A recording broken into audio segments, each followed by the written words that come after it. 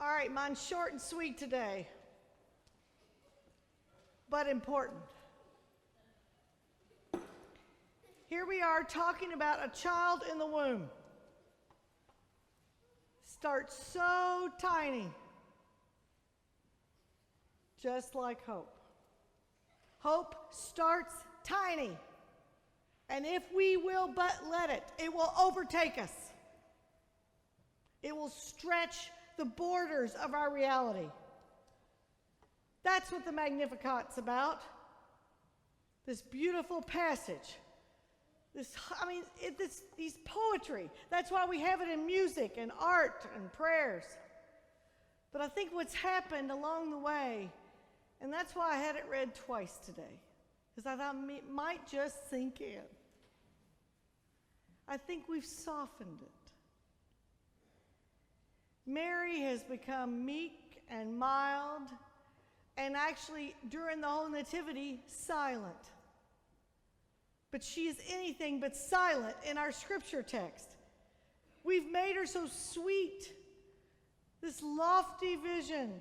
She's this dreamer who always has a beautiful blue cape around her. We've lost the edginess of Mary. We've downplayed the power of her yes. The most remarkable part of the story is just like all through the Hebrew scriptures, all through the New Testament, God picks the least likely candidate to do the most important thing. Here we have a 13, 14-year-old unwed girl. Who would have thought?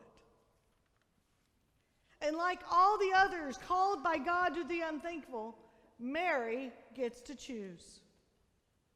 She can ignore, she can walk away, she can reject God's call in her life, she can act like she has no role to play in bringing about God's realm. Or she can say yes. And it should have a lot of S's on the end, don't you think? I mean, we should spit it out. Don't you think we should spray the person next to us? Yes! And that's what Mary does. She sprays the world with her yes. And she says, I choose to be a part of God's work on earth. You see, with one yes to an angel, Mary becomes a revolutionary. One yes to God's call, and she imagines that a different world is possible. She sings this Magnificat, this song of praise. Did you hear the words? The powerful are brought down from their thrones. The lowly are raised up. The hungry will be filled with good things. This is not passive. It's not even sweet. It's transformational. One yes to God, and Mary changed the world. She didn't know what all the yes would bring with it. As with any mother, she would know great joy and great sorrow. But when she said yes, she did it for one reason, because that tiny little baby that she carried within her, she knew that baby carried hope. Here she is, a poor, pregnant girl living in an occupied territory with a frightened and unsure boyfriend.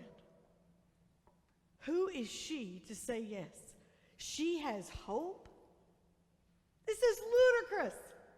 What a crazy way to start the gospel. But if that's so, maybe God has and can turn the world into where all things are possible. Maybe even justice.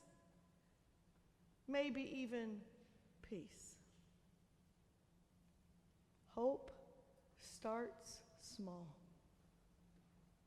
Even like a child in the womb. And it grows and feeds on outrageous possibilities. Hope calls us to step out with the belief that the action we take will not only bear wonderful fruit, but just in saying yes with all the S's, we will already make a difference in the world. That's the power of yes. The power of hope. There's a story about a woman who'd wake up at 3 in the morning and not be able to go back to sleep. She must be middle-aged, because I think that's all of our problem. Miss Kim is often wandering around in the middle of the night because she can't sleep. One night, this woman decided she was going to experience the silence of the night, go out, sit on her porch, and just sort of savor the peaceful darkness. What did she hear? All of a sudden, the darkness was filled with the singing of dozens, hundreds of birds. She could not see any evidence of dawn. The sky was totally dark to her. But the birds somehow knew that a new day was on its way, and they were greeting it, welcoming it with song. Isn't that who we are as people of faith? People singing in the dark. People who in the darkest month of the year, we have audacity to light candles, to talk about joy and peace when the world is crumbling around us. What are we thinking? We are counting that this Creator that created each of us as that baby in the womb is somehow still connected to us, still cares about us, that God has not forgotten us, that God will be for us. Now, the past few weeks,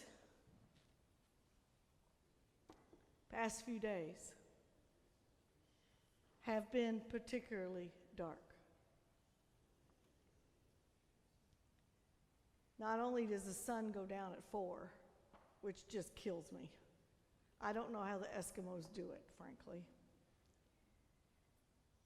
But more importantly, our hearts have been so weighted down by yet another and another and another act of violence.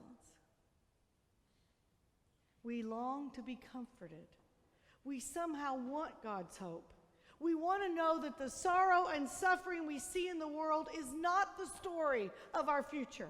We want to know it can be better. So I think at this Advent, we stand at a crossroads. Hope or no hope? Hope? No hope. We need to light every candle we can. We need to sing every song we know. We need to say yes as powerfully as we can. We must help birth a new future. We cannot just throw up our hands in despair and say, I give. No. We are the Advent people of hope. We have the power to say yes.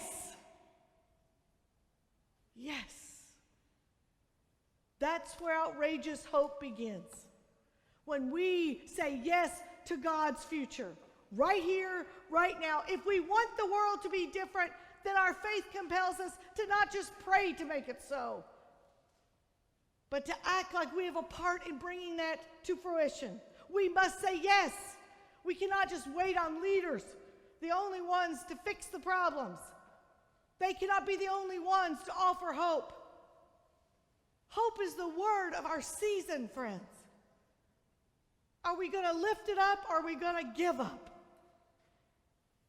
If we want the poor and the dispossessed to be a real part of our future, then we must make the concerns of the poor a part of our life. And we must act now and say yes. If we dream of a world where the rainforests are preserved, where grasslands flourish, where our Long Island Sound won't glow in the dark, and we have reduced carbon emissions, if we care about those things, we must make that happen and say yes. If we want a more stable economy, we must take responsibility for how we use our money, whether you have a lot or a little. And we say yes. If we want our church to be a place where everybody feels valued and important, we must tell our story and say yes. If we want the people in our homes to live in a more healthy environment, then we must provide that environment and say yes. If we want a loving world, then we need to live in the world as lovingly as possible. And we must say yes. So imagine during Advent what you'd like the world to look like. What is God calling you to say yes to? How can you, little old Mary, how can you transform your corner of the world? Find it, nurture it, give it life, and say with all your might, yes, Lord, I say yes. May it be so, friends, and may it begin today.